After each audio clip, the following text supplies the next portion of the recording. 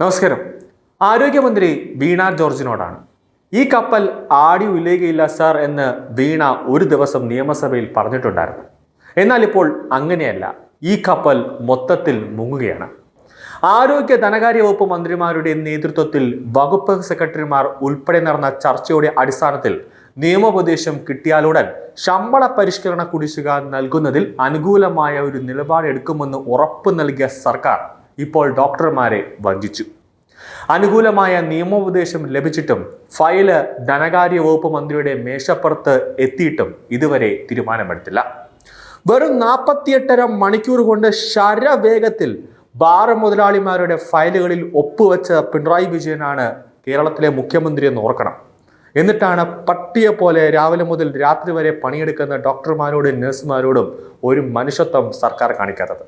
State കാറിൽ beaker light കത്തിച്ചു വെച്ച് 4-5 പരിവാരങ്ങൾ ഉൾപ്പെടെ തിരുവനന്തപുരം നഗരത്തിൽ ശരവേഗത്തിൽ ചീറിപ്പായെന്ന് നിങ്ങൾക്കൊന്നും ഇത് പറഞ്ഞാൽ മനസ്സിലാകില്ല. അങ്ങനെ മനസ്സിലാകണമെങ്കിൽ ദേഹമനങ്ങി പണിയെടുക്കണം. അല്ലെങ്കിൽ ജനങ്ങൾ കൊടുക്കുന്ന നികുതി പണം കൊണ്ട് ഓസിന് വയറ് നിറച്ച് ഏമ്പക്കം വിട്ട് സ്റ്റേറ്റ് കാറിൽ AC ഇരുന്ന് പോയാൽ നിങ്ങൾക്ക് അധ്വാനത്തിന്റെ വില മനസ്സിലാകില്ല. ഈ വിശ്വാസവഞ്ചനയാണ് മെഡിക്കൽ കോളേജ് ഡോക്ടർമാരെ സമരത്തിലേക്ക് തള്ളിവിട്ടത്. കാരണം അവർക്കും ജീവിക്കണം. ഈ മാസം 16-ാം തീയതി മുതൽ OP ബഹിഷ്കരണ നോട്ടീസ് നേരത്തെ നൽകിയിരുന്നെങ്കിലും സർക്കാർ അവഗണിക്കുകയാണ്. ഇതിനെല്ലാം അനുഭവിക്കുന്നത് കേരളത്തിലെ പാവപ്പെട്ട ജനങ്ങൾ. മറ്റെല്ലാ സർക്കാർ ജീവനക്കാർക്കും ശമ്പള പരിഷ്കരണ കുടിശ്ശിക നൽകാൻ ഉത്തരവായി കഴിഞ്ഞു.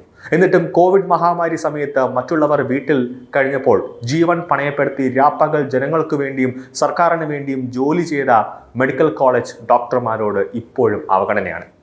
എല്ലാ മെഡിക്കൽ കോളേജിലെ ഡോക്ടർമാരും നല്ലവരാണെന്നൊന്നും പറയുന്നില്ല. സർക്കാർ കോളേജിലെ അല്ലെങ്കിൽ സർക്കാർ ആശുപത്രിയിലെ ഡോക്ടർമാരെല്ലാം നല്ലതാണ്, മാലാഖമാരാണെന്നൊന്നും പറയുന്നില്ല.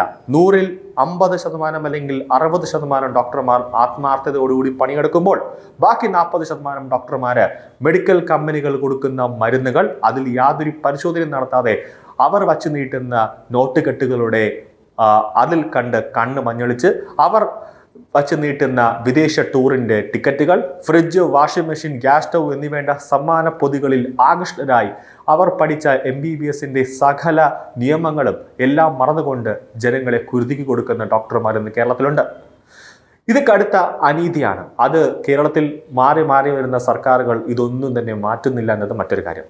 മറ്റു പല രാജ്യങ്ങളും സംസ്ഥാനങ്ങളും കോവിഡ് കാലഘട്ടത്തിൽ ഡോക്ടർമാർക്ക് അധിക ആനുകൂല്യങ്ങൾ നൽകിയപ്പോഴാണ് ഇവിടെ അർഹതപ്പെട്ടതുപോലും സർക്കാർ തടഞ്ഞു വെച്ചത്. സർക്കാർ ആശുപത്രിയിൽ ജോലി ചെയ്യുന്ന ഡോക്ടർമാർ ഉൾപ്പെടെയുള്ളവർ വീടുകളിലും പരിശോധന നടത്തി ലക്ഷക്കണക്കിന് രൂപ പണം സമ്പാദിക്കുന്നുണ്ട്. ആലപ്പുഴ വണ്ടാനം മെഡിക്കൽ കോളേജിൽ 5 വർഷം ഗർഭപാത്രത്തിലെ മുഴ നീക്കം ചെയ്ത ഉഷ ജോസഫിന്റെ വയറ്റിൽ കത്രിക കണ്ടെത്തിയ സംഭവത്തിൽ പ്രതികരണവുമായി DYFI സംസ്ഥാന അധ്യക്ഷൻ വസീഫ് എത്തിയിട്ടുണ്ട്. വസീഫ് പറയുന്നത് ഇങ്ങനെയാണ്: സർക്കാർ ആശുപത്രിയിൽ ഇങ്ങനെയൊക്കെ സംഭവങ്ങൾ ഉണ്ടാകും. അത് വലിയ കാര്യമാക്കുകയോ അല്ലെങ്കിൽ വലിയ വാർത്തയാക്കുകയോ ചെയ്യേണ്ട കാര്യമില്ല. സ്വകാര്യ ആശുപത്രിയിൽ ഇതിനേക്കാൾ അപ്പുറം സംഭവിക്കുന്നുണ്ട്. പിന്നെ ആരോഗ്യമന്ത്രി വീണ ജോർജിന്റെ എക്കാലത്തെയുമുള്ള ഔട്ട്സ്റ്റാൻഡിംഗ് അഭിനയം ഇന്നും മാധ്യമങ്ങളുടെ മുന്നിലുണ്ട്. ആരോഗ്യമന്ത്രി വീണ ജോർജിനെ നമുക്കറിയാം. എവിടെ പോയാലും കരഞ്ഞ് അഭിനയം കാണിച്ച് ക്യാമറ കണ്ണുകളിലൊക്കെ വലിയ രീതിയിൽ ജനങ്ങളുടെ മനസ്സിലൊരു സിമ്പതി പിടിച്ചു പറ്റുന്ന ഒരു ആരോഗ്യമന്ത്രിയാണ്. വേണമെങ്കിൽ നാളെ ഈ ഉഷ ജോസഫിന്റെ വീട്ടിൽ ചെന്ന് കരഞ്ഞ് മെഴുകി മാധ്യമങ്ങളുടെ മുന്നിലൊക്കെ വലിയ ശ്രദ്ധ പിടിച്ചു പറ്റി.